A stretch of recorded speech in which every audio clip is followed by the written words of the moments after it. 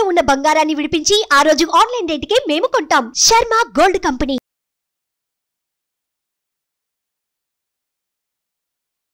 Hi, welcome to our channel. ఈరోజు మనతో పాటు ఉన్నారు ప్రముఖ జ్యోతిష్య వాస్తు పండితులు, జ్యోతిష్య వాస్తు శిక్షణ నిపుణులు, మహాగౌరి ఉపాసకులు శ్రీ దింటకుర్తి మురళీకృష్ణ గారు. నమస్కారం గురువు గారు. నమస్తే నాన్న. హరి ఓం శివ. సార్, ఇప్పుడు ఆదివారం రోజు మాస శివరాత్రి ఉంది.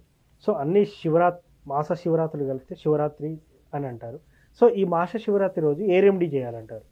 ఇప్పుడు అంటే ప్రతి నెల కూడా మనకి మాస శివరాత్రి అంటే చతుర్దశి, అంటే అమావాస్య ముందు వచ్చే చతుర్దశిని, అది కూడా అర్ధరాత్రి భాగంలో ఉండాలి. అర్ధరాత్రి భాగంలో ఉంటే దాన్ని మాస శివరాత్రి కింద పరిగణిస్తారు. అంటే ఇక్కడ మనకి లాస్ట్ మంత్ మహాశివరాత్రి అయిపోయింది. ఈ మాస శివరాత్రి ఎందుకు చాలా స్పెషల్ అని చెప్తున్నారంటే, ఎవరైనా సరే మాస శివరాత్రి వ్రతం అంటే వాళ్ళ జీవితంలో ఏదైనా సమస్య ఉంది, ఒక సమస్య తీరాలి, నాకు చాలా అద్భుతంగా ఉండాలి అని అనుకునే వాళ్ళు ఈ మాస శివరాత్రి నుంచి, ఓకే, ఈ ఫాల్గుణ మాసం మాస శివరాత్రి నుంచి స్టార్ట్ చేసి మళ్ళీ మహాశివరాత్రి వరకు 12 నెలలు కూడా మాస శివరాత్రిని వ్రతంలాగా చేసుకోవటం, అంటే ఉన్నంత కలిగినంత వరకు ఉపవాసం ఉండటం, అర్ధరాత్రి లింగోద్భవ సమయంలో కంపల్సరీగా స్వామివారికి అభిషేకం చేయటం, ఓకే, ఇవన్నీ చేయడం వలన స్వామివారికి అంటే మీ జీవితంలో ఎటువంటి సమస్య అయినా సరే, అది ఏం లేదు, అది 1 ఇయర్లో 100% దాని నుంచి ఆ యొక్క సమస్య నుంచి మీరు బయటపడతారని, మంచి అద్భుతమైన విజయావకాశాలు పొందుతాయని మనకి శాస్త్రంలో చెప్పబడింది. అంటే మాస శివరాత్రి జనరల్గా చాలామంది చేస్తారు. కాకపోతే ఏంటంటే ఇక్కడ మనకి మహాశివరాత్రి మనకు కంప్లీట్ అయిపోయింది. ఇప్పుడు 1 నుంచి స్టార్ట్ చేసి కరెక్ట్గా ఫాల్గుణ మాసంలో మీరు మళ్ళీ నెక్స్ట్ మాఘమాసం వచ్చేప్పుడు మహాశివరాత్రి వచ్చేప్పుడు 12 కంప్లీట్ చేస్తారు. కాబట్టి చాలా అద్భుతమైన అది ఒక పరిహారంగా చెప్పుకోవచ్చు దీన్ని. సరే, ముఖ్యంగా ఈ మాస శివరాత్రి రోజు ఏం చేస్తే ఫలితం ఉంటుంది ఎక్కువగా? అంటే ఉదయం మన దేవాలయాన్ని దర్శించుకోవడం, స్వామివారికి అభిషేకం చేసుకోవడం, ఓకే, అంటే ఉదయం నుంచి సాయంత్రం వరకు కూడా ఉండగలిగిన వాళ్ళు ఉపవాసం అంటే ఎన్నోసార్లు చెప్పాను నేను, ఓకే, అది ఫాస్టింగ్ ఉండడం అంటే కడుపు కాల్చుకొని ఉండడం కానే కాదు.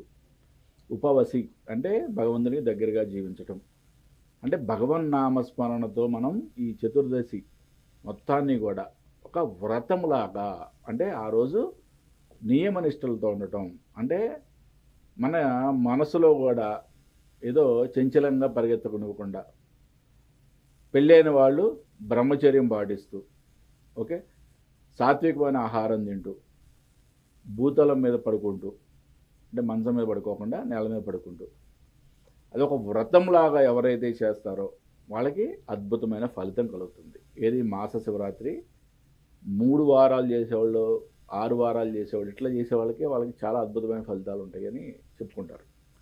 మరి 1 సంవత్సరం పాటు దీన్ని సంకష్టహర చతుర్థి ఎలా అయితే 1 సంవత్సరం పాటు 12 నెలలు ఎవరైతే చేస్తారో వాళ్ళకి అద్భుతమైన ఎంతోమంది, కొన్ని వేల మంది ఫీడ్బ్యాక్లు ఉన్నాయి మన దగ్గర, ఓకే, ఎంతోమంది సంకష్టహర చతుర్థి చేసి నిజం గురువు గారు మాకు ఈ ఇల్లు ఎప్పటి నుంచి అనుకున్నాం ఇల్లు కట్టుకోగలిగాం, అంటే ఎటువంటి ఆటంకాలు ఉన్నా తీసేస్తాడు వినాయకుడు. అలాగే ఐశ్వర్య ప్రదాత అయిన శివుడికి చాలా ఇష్టమైన రోజు శివరాత్రి, మాస శివరాత్రి.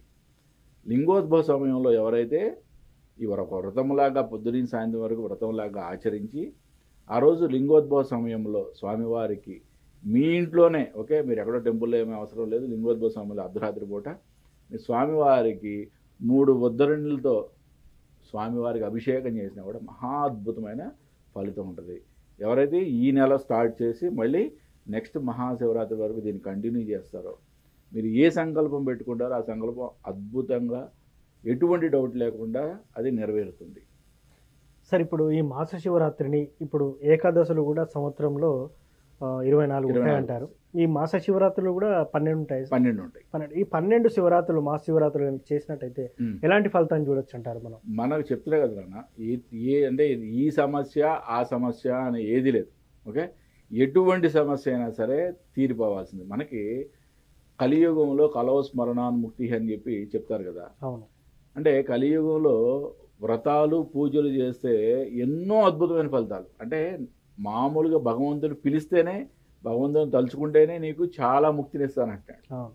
మరి అటువంటిది మనం పూజలు వ్రతాలు చేస్తే ఇంకా అద్భుతమైన ఫలితం ఇస్తాయి కదా. దాంతో అక్కడ కావాల్సింది మనకి మెయిన్ ఇంపార్టెంట్గా భక్తి, శ్రద్ధ.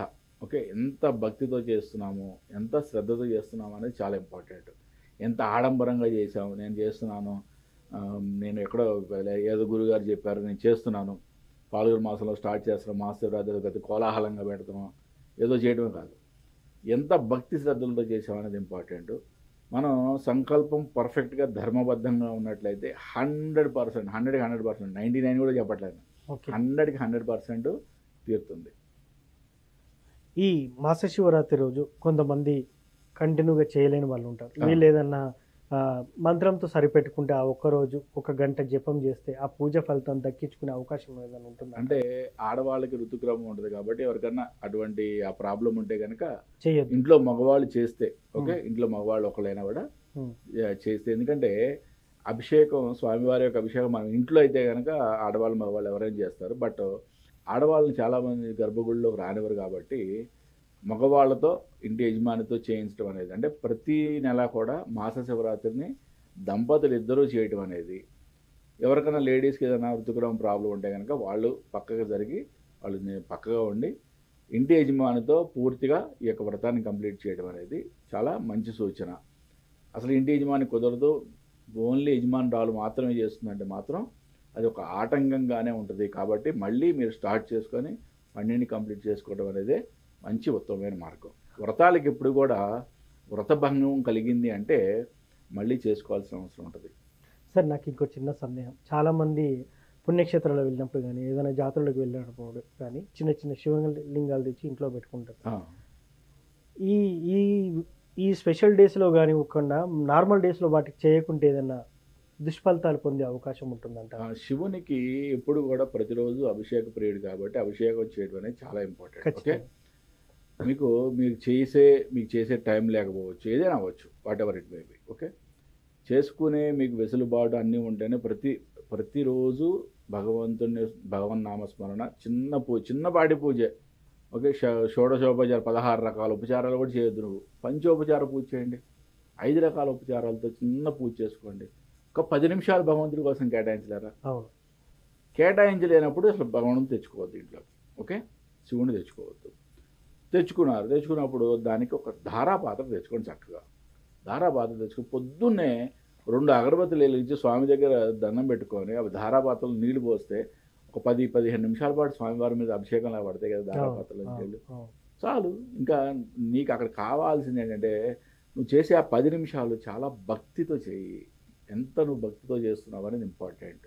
ఓకే, ఇవి కూడా చేయలేకపోతే మాత్రం మనం శివలింగాలు తెచ్చుకోవడం మానేయండి. ఓకే, ఎందుకంటే శివుడికి అభిషేకం తెచ్చుకున్నా కూడా కొంతమంది సార్ చెట్టు కింద పెట్టడం లేకపోతే ఏదైనా గుడిలో అక్కడ పడేయడం జరుగుతుంది. అది కూడా దుష్ప్రభావం చూడాలి. ఎగ్జాక్ట్లీ, అది మంచిది కాదు కదా. అట్లా అప్పుడు మనం ప్రతిరోజు దానికి పూజ చేస్తున్నాం అంటే ఒక ఎనర్జీ మనకి దాంట్లో క్రియేట్ అవుతుంది. ఎనర్జీ క్రియేట్ అయిన దాన్ని ఊరికే అట్లా ఎక్కడ పడితే అక్కడ వదిలేసి రావడం అనేది కరెక్ట్ కాదు కదా. దాన్ని మళ్ళీ మీరు చేయలేనప్పుడు నేను అసలు ఎందుకు అనుకోవాలబ్బా, మనం భగవంతుని ఎట్లా చూడాలి, మనం ఒక కుటుంబ సభ్యుడిలా చూసుకోవాలి. ఇప్పుడు నాకు స్వామి ఏదైనా సహాయం చేయాలంటే నువ్వు రిలేషన్ పెట్టుకున్నప్పుడే కదా నీకు కరెక్ట్గా జరిగేది. నువ్వు కుటుంబ సభ్యులు చూసినప్పుడు ఆయన వదిలేయాలని ఎందుకు అనుకుంటావు? అసలు ఆ మాటలే రానివద్దు. అనుకున్నప్పుడు నువ్వు ఆయన గంగలో ప్రవేశం చేసేసి ఎక్కడైనా మీరు చేయగలిగితే చేయండి. అంతేగాని అసలు అభిషేకం చేయలేనప్పుడు, నిత్య పూజ చేయలేనప్పుడు ఇట్లాంటివి తెచ్చుకోబాకండి. ఓకే, అలాగే విగ్రహాలు కూడా, అమ్మవారి విగ్రహాలు కానీ ఏ విగ్రహాలైనా, గణపతి విగ్రహం కానీ, ఓకే, అంగుష్ట మాత్రం తెచ్చుకున్నా కానీ ప్రతిరోజు చిన్న ఉపచార పూజలన్నా చేయండి. పంచోపచార 10 నిమిషాలు 15 నిమిషాలు అట్లీస్ట్ వెచ్చించి అంత చిన్న బెల్లం ముక్క నైవేద్యాన్ని పెట్టండి, పచ్చిపాలన్న నైవేద్యం పెట్టండి. మహా అద్భుతమైన నైవేద్యం కదా పచ్చిపాలతో పెడితే. అటువంటి చిన్న ఉపచారాలతోనే చేసుకోండి. అసలు ఏమీ చేయకుండా అన్నీ పెట్టుకుంటాం. ఇంట్లో మాత్రం ఆడంబరంగా పెట్టుకుంటాం. ఎప్పుడో మేము సంవత్సరానికో నెలకు ఒకసారి పూజ చేస్తాం, అది మాత్రం అందరికీ చూపించుకుంటాం, దానికోసం తెచ్చుకున్నాం విగ్రహాలని అంటే కాదు, అది కరెక్ట్ కాదు. ఓకే సార్, ఎనీవే మాస శివరాత్రి రోజు ఎలా చేయాలి శివుడికి పూజ అనే అంశం మీద చాలా చక్కగా చెప్పారు. Thank you. నమస్తే నాన్న. హరి ఓం. సో చూసారు కదా, ఈ నెల 7వ తేదీన మాస శివరాత్రి ఉంది. ఆ రోజు ఎలాంటి పూజ చేస్తే ఎలాంటి ఫలితం ఉంటుందని గురువు గారి మాటల్లో విన్నాం.